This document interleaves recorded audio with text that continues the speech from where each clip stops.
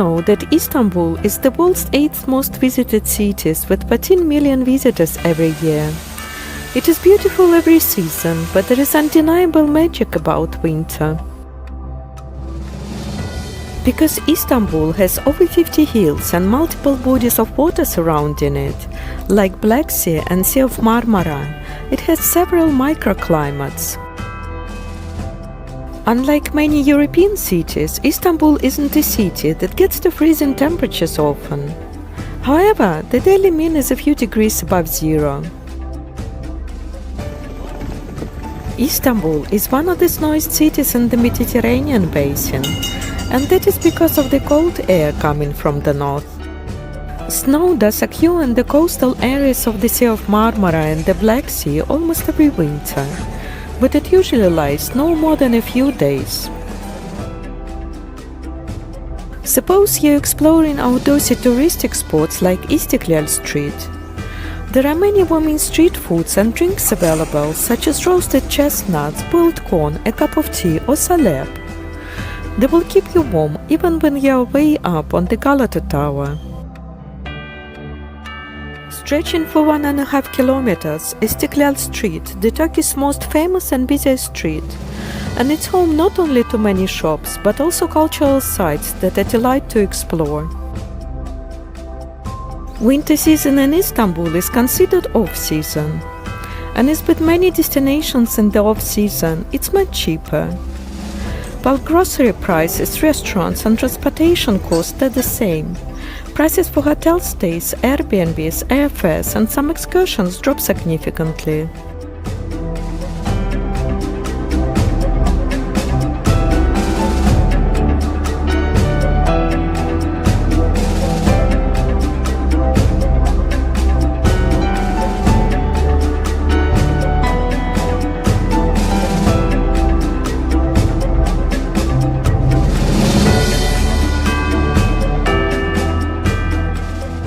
In my previous videos, I talked more about Istiklal Street and Galata Tower, but I would like to emphasize again that it's one of the oldest watchtowers in the world.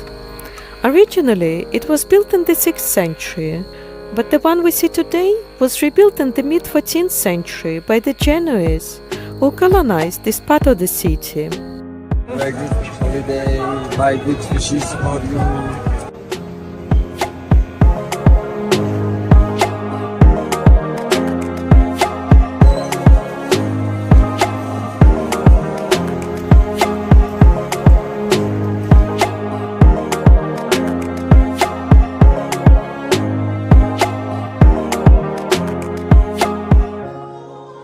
The original church of Sant'Antonio of Padua was built in 1725 by the Italian community of Istanbul, but was later demolished and replaced by the current building, which was constructed on the same site. It is run by the Italian priest, and there are regular masses in Italian, Polish, English and Turkish.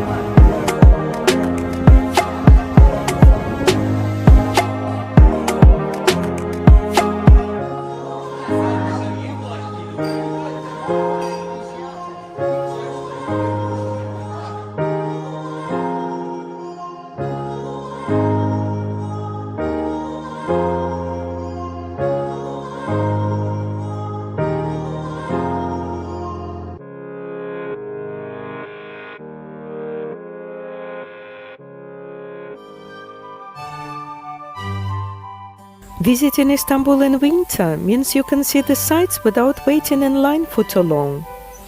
Dolmabahce Palace is a tourist hotspot, and while you have to wait in lines for hours in the summer months, there is hardly any wait in winter. Dolmabahce Palace was built in the mid-19th century by the Empire 31st Sultan Abdulmejid. Previously, the Sultan and his family had lived at Topkapi Palace, but as the medieval Topkapi was lacking in contemporary style, luxury and comfort as compared to the palaces of the European monarchs, Abdulmejid decided to build a new modern palace. The construction cost was 35 tons of gold, the equivalent $1.9 billion in today's values. The palace was home to 6 sultans until 1924, when the ownership of the palace was transferred to the national heritage of the new Turkish Republic. Dolmabahce translates field and garden, and it's the largest palace in Turkey. It has an area of 45,000 square meters and contains 285 rooms, 46 halls, 6 hammams and 68 toilets.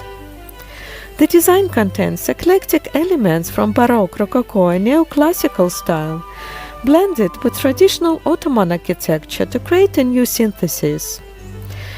The palace is extensively decorated with gold and crystals. 14 tons of gold were used to gild the ceilings. Over 100 kilos of gold were used to decorate the palace.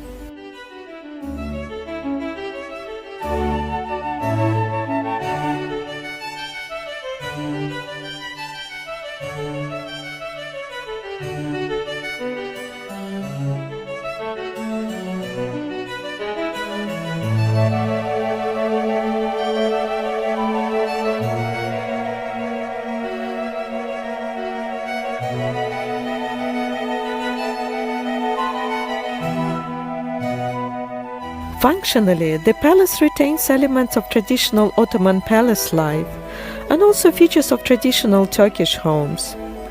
It's strictly separated in the southern wing, the quarters reserved for men containing the public representation rooms, and the northern wing, the harem, serving as the private residential area of Sultan and his family. The two functional areas are separated by the big ceremonial hall, with a floor area of 2,000 square meters and a 36 meters high dome.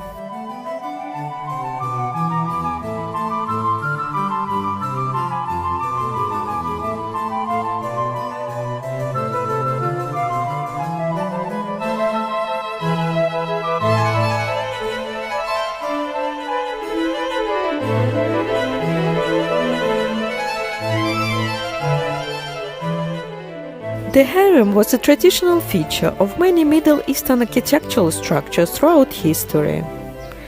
The point of Abdulmejid construction of the harem was to ensure there were separate quarters built for the royal family and their leisure.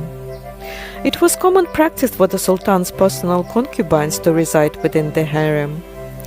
Rooms meant to house and educate the children of the Sultan, as well as the Sultan's own living quarters, are included in what would be considered the harem.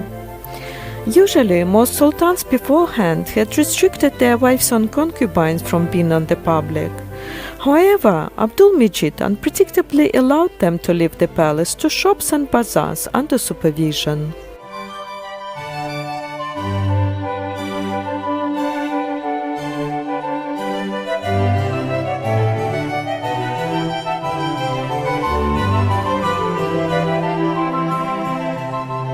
If you enjoyed watching this video, I encourage you to subscribe, click like and hit notification bell button to get updated of the new releases.